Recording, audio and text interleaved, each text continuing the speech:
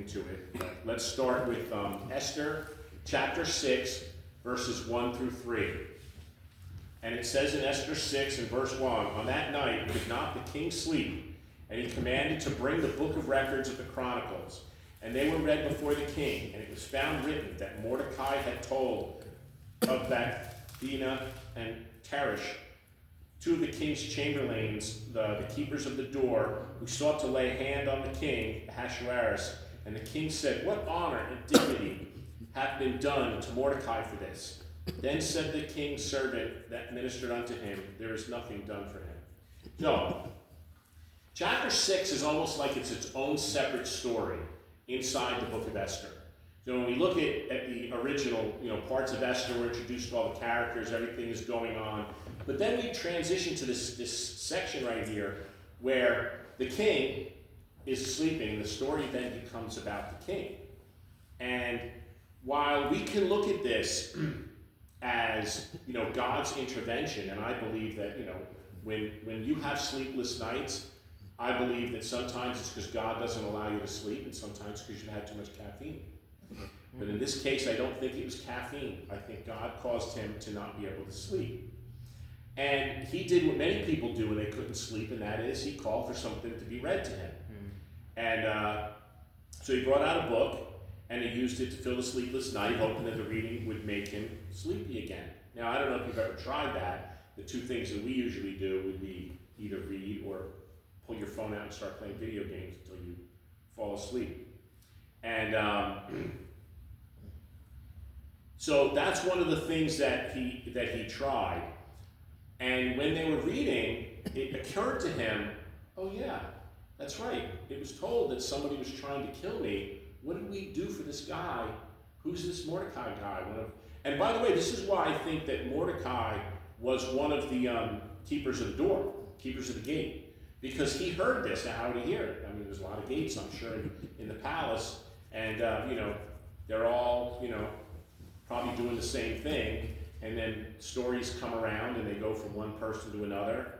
And they didn't, probably didn't know who was loyal to the king and who wasn't. But, rumors get out. And then all of a sudden, he found out about it, Mordecai. And he got it to the king through Esther. And, but it's also, when you think about it, no coincidence that when he called for the reading, that they brought that book and they opened to that passage. Now, it's just anecdotal, evidence based on reading and knowing human nature and thinking of what could have been going on, but we don't know the relationship of all of the servants of the king. But we know that Mordecai was known, right?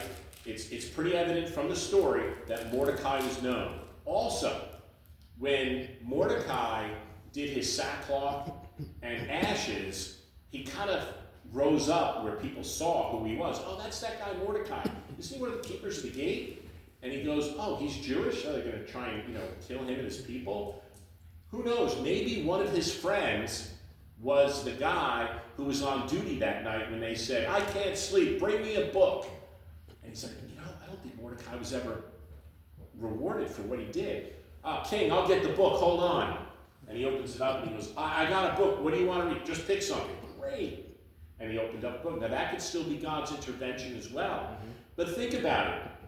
When you think about mankind and how they are, no different today than they were back in the day, there's no reason why that couldn't have been how this passage of Scripture got open. Now, I'm not trying to take away any of the miraculous effects of what God could have done, but sometimes God puts people in a certain place so they can do certain things, not realizing that these people were going to get recorded for all time history in the book of Esther for what they did. But it is possible that this wasn't just some random chapter picked out of a random book by a random guy. It could have been that it was one of his friends. So I was thinking about that. The other thing that I thought was very interesting about this was, out of all the diversions that King could have had, why did he pick someone reading to him? I don't know about you, but if I had 100 plus wives, I don't think I would be reading. Just If So I were saying, huh, Joe? if I were the king, there's plenty of other diversions, and who knows, maybe he was into golf. I don't know, there's all kinds of things he could have done, but he chose the book. And so I do think that God's hand was definitely in it. So knowing that the king, knowing that Mordecai worked in the king's palace and having these other servants know about him not being rewarded could have been one of the ways that this came forward. And I think we can always see, the lesson we learned here is that we can always see God's providence, that he'll work something out. But a lot of times God uses people to work that out. And I wouldn't want anybody to discount this, that this was just some random act, when it could have been a person. You don't know. Driving down the road one day and you stop and help someone, or you see someone fall, or someone's, I think it was it you one day you were at a store and some lady needed help with her packages? And you said, here, let me help you, and then you took her packages. Didn't you drive to her place? This was a couple of years back. Yeah, and you said, and the lady was like, oh, I don't have any way to bring these. And you went to her house, and she lived somewhere, and you helped her bring the packages, and that was the end of it. You don't know what kind of effect that may have had. God may have used you in that situation to help that woman realize that maybe not all of mankind is so evil and bad. And so Christina may have been used in that situation. So,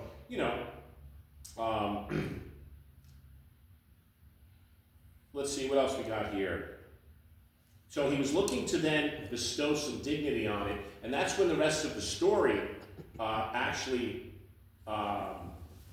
comes into play. And we pick that up in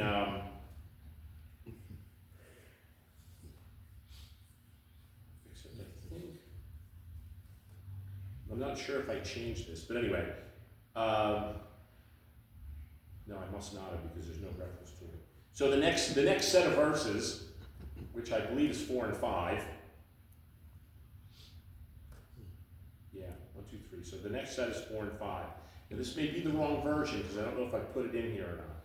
So the king said, who is in the court? Now Haman had just entered the outer court of the king's palace to suggest the king hang Mordecai on the gallows that he had prepared for him. The king's servant said unto him, Haman is there, standing in the court. And the king said, let him come in. Now, remember, we know that unless you were called in by the king, or gained favor with the king, you weren't supposed to be there. But we notice that this isn't the first time Haman's just kind of hanging out with the king. Now, he's not in the chambers, and obviously he's not in the chamber because the king was probably sleeping. But he's hanging out in the hallway. And from my perspective, it sure looks like he is really trying hard to make sure he has access to who goes in to see the king and who does not get in and see the king.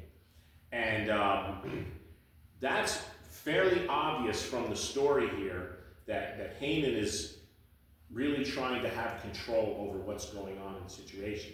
Now, the side story is that he also wants to ask the king to hang Mordecai, not knowing what was just read and that he was going to bestow honor.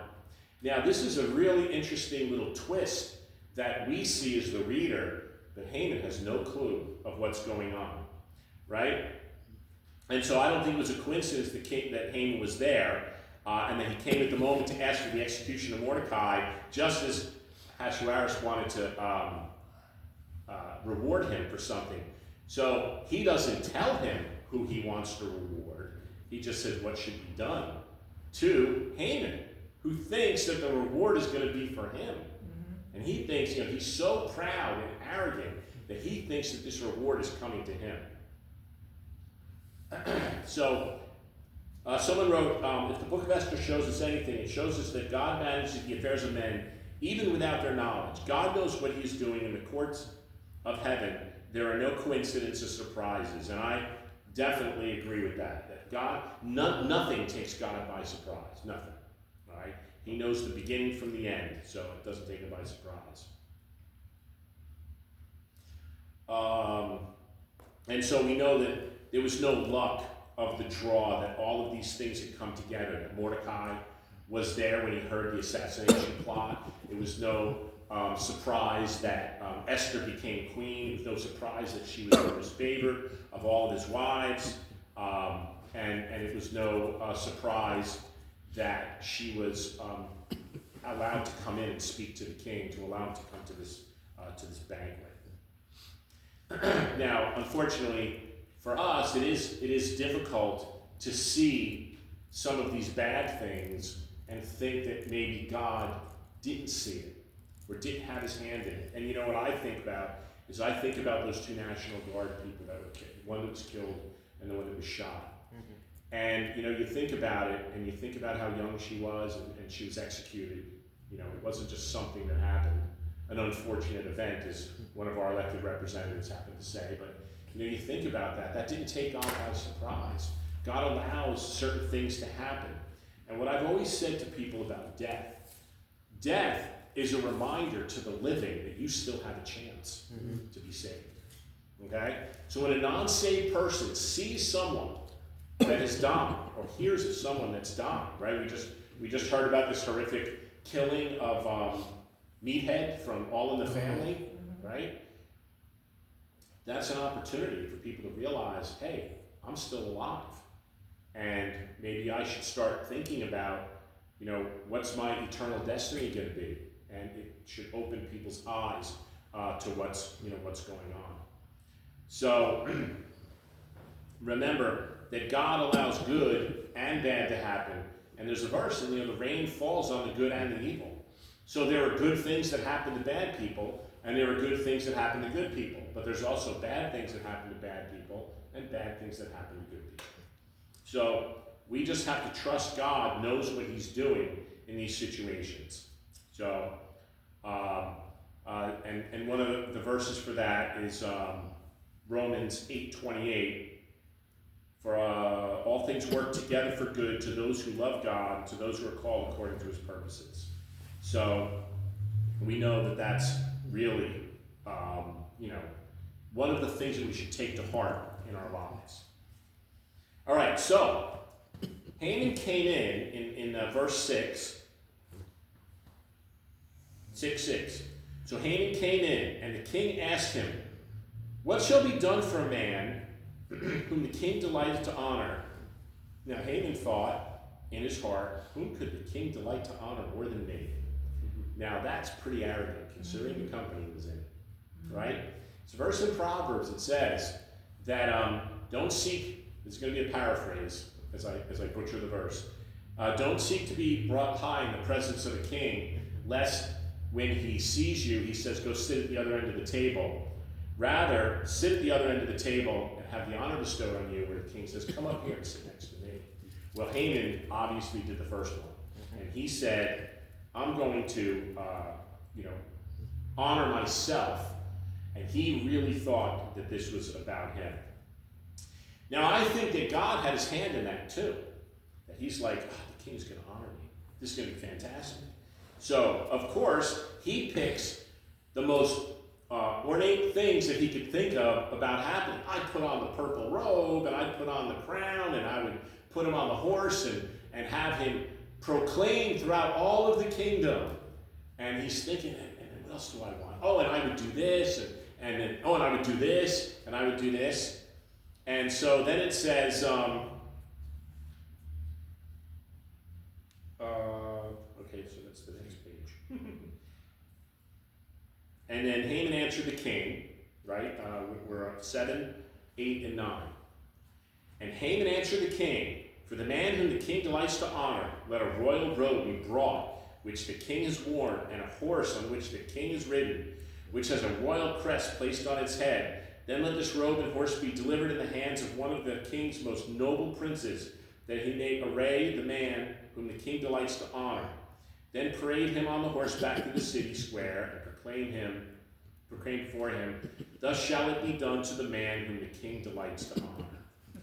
So you can see he's like really, really, really getting puffed up here.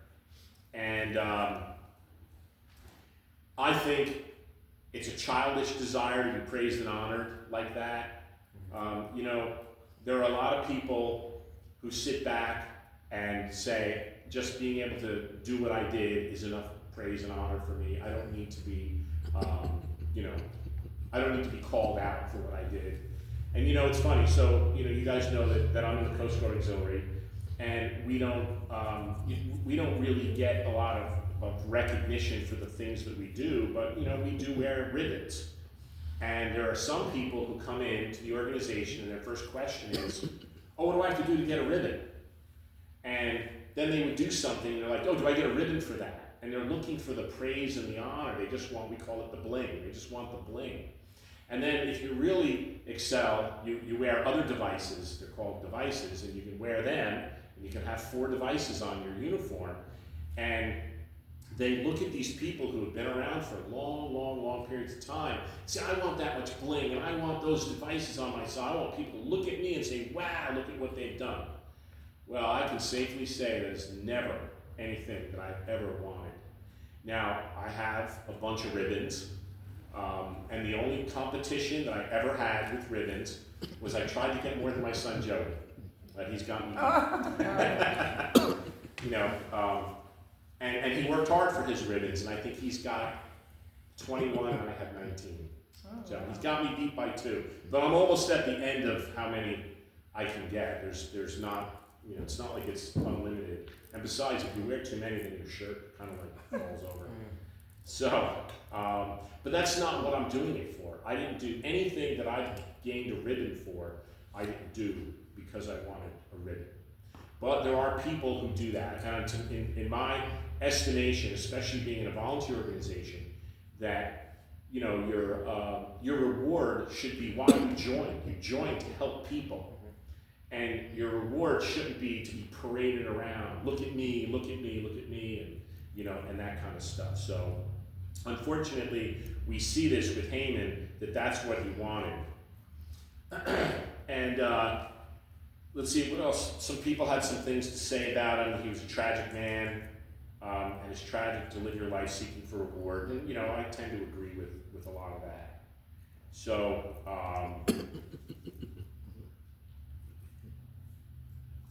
all right, so we got time for the next one. 10 verses 10 and 11. Then the king said to Haman, by the way, if you guys are following along, this isn't King James, is it? No, you're reading something Yeah, else. I'm reading. Yeah, no, I think this it's is not. ESV. Yeah. You know, I always put the King James above it, and then I delete it, and I forgot for the rest of them. So I'll get back. We knew it. Yeah, I feel like I'm spoiling it here. It's different, but it's not that different, not for the storyline. Then the king said to Haman, hurry, take the robe and the horse, as you have suggested. That's a good one. That's not what the King James said, does it? No. But it's good. They wrote it, as you suggested, I'm going to do exactly what you want me to do, and do so for Mordecai. And I can just feel His head blew up. yeah, he probably had Mordecai derangement syndrome, MDS, and he's like, ah! But he couldn't show his emotions in front of the king. The king is going to bestow a high honor on Mordecai, and if Haman dared to show that he wanted him killed, and by the way, that just completely shot down, you're not going to get him killed now, unfortunately for you. So, and do so for Mordecai the Jew who sits within the king's gate, leaving nothing undone of all that you have spoken. Now, the interesting part of this verse is that he made Haman do it, right? Hey, you're my right-hand man, and he thought it was going to come to him, and now the person he hates the most, you know, that would be like some of these people who really, really, really hate Trump, having to give him an award, give him an honor, have to say something positive about him. You know, I think of, Adam Schiff or Maxine Waters, no relation to Jesse Waters. I think of these people, their heads would explode if they ever had to do this. So think of it in today's terms and what must have been going through Haman's mind and how it's burning him up. And by the way, this wasn't like a 5-minute affair. You got to get the horse, you got to make sure it's groomed, you got to get the robes out, you got to make sure everything's perfect. This probably took hours. So during this whole time, he's seething, really, really seething. And he had to make sure that everything was done right. exactly the way he described it, because that was the king's charge to him. You do it exactly the way you said.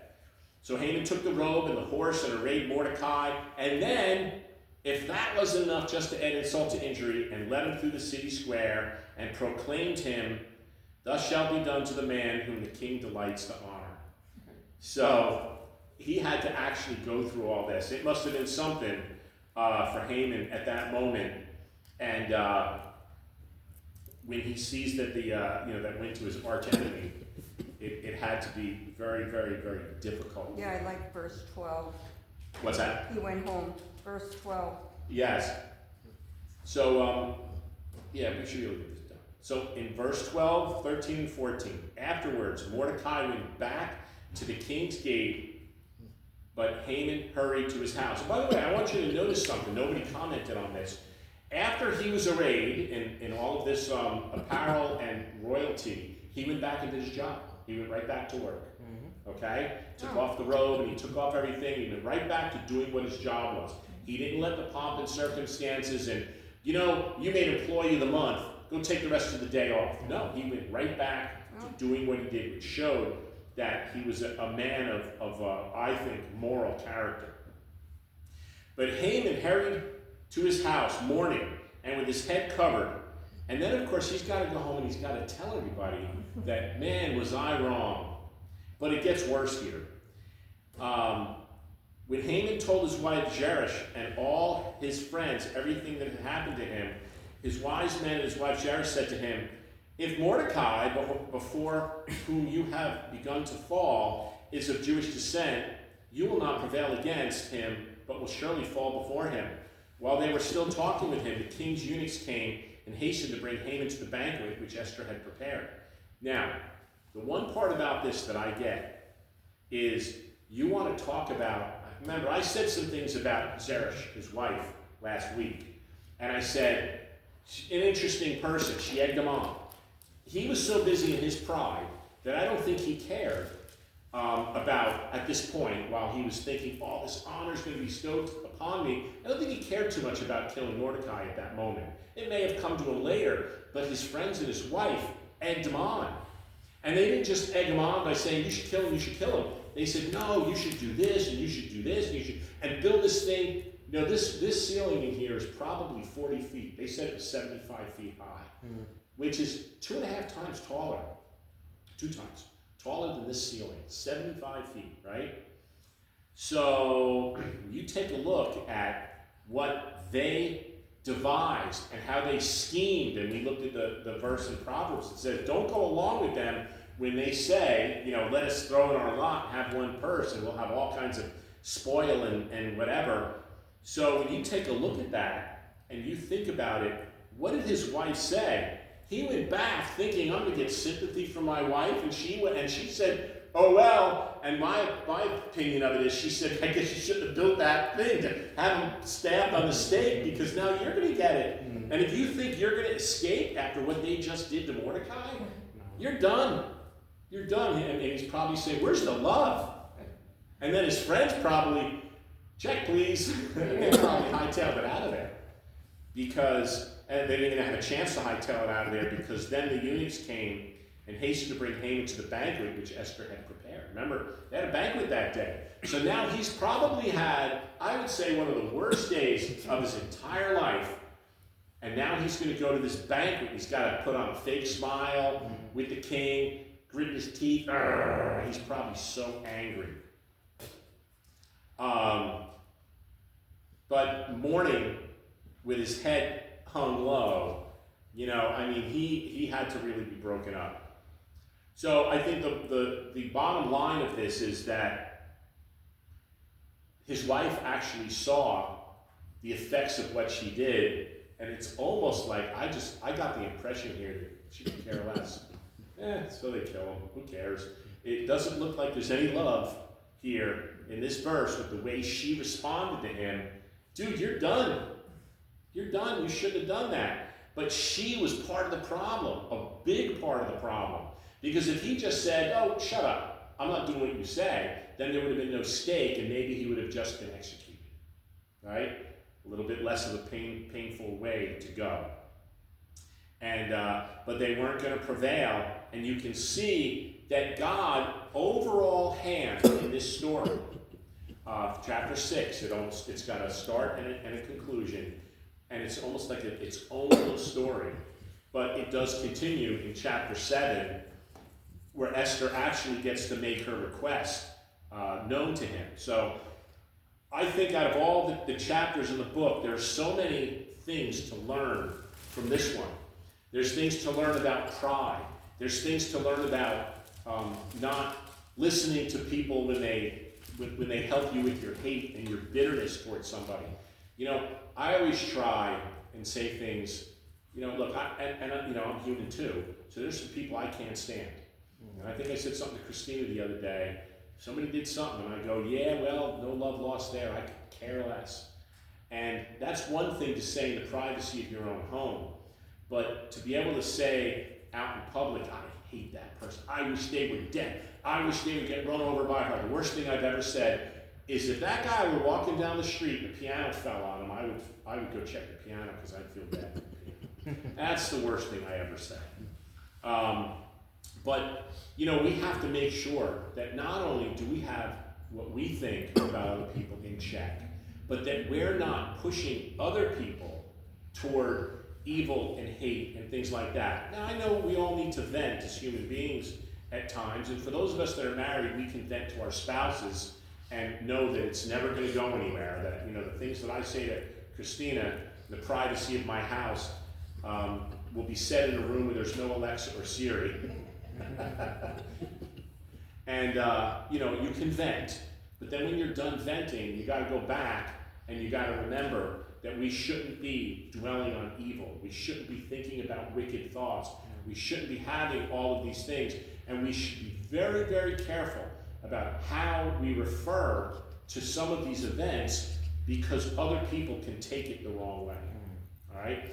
And that's one of the problems that we have as Christians. And I think that in today's world, as Christians, we don't always look at what the actions that we take when we think nobody's looking can do. Now, you know, I'll just give you a real short example of something like that. So, except for my Explorer, all my vehicles have Coast Guard auxiliary license plates on. So, when I'm out driving, I have to remember that I represent the Coast Guard when I'm in my vehicle. So I can't go cutting people off, and I can't go doing stupid things when I'm driving, because people will see that license plate and say, those Coast Guard guys. So you realize that as Christians, it's the same thing for us, right? We go to a church, our faces have been on, you know, some certain platforms and social media. When Pastor D'Angelo was here, he would take pictures of the luncheon, and sometimes our faces would be in there, and it would get put on our website. People would say, I know that lady, Fran. Doesn't she go to that Zion Independent Church? And then the other day she came out and she tried to drag race me down the street, but she didn't realize that I have twin turbos and she doesn't, so she does. But you know, you don't know what kind of impression you're making on people. And so we have to be very, very careful that as Christians, the way we live our lives when we're out in public should be a reflection of what God is seeing in our lives all the time. We should live that way all the time. And like I said, I don't want to discount the fact that there are times when we get angry. But, you know, be angry, but do not sin. And that's how we have to look at it. So this was a great chapter. I'm glad we got done with chapter 6. And anybody have any questions? It's a great story. Great story if you like seeing people who have a lot of puffed up with pride issues getting put down. So, Well, all right. It was nice that when we were on the you know, the freeway, I call it, Zoom. we were on the car, in the car, Oh. on the parkway. And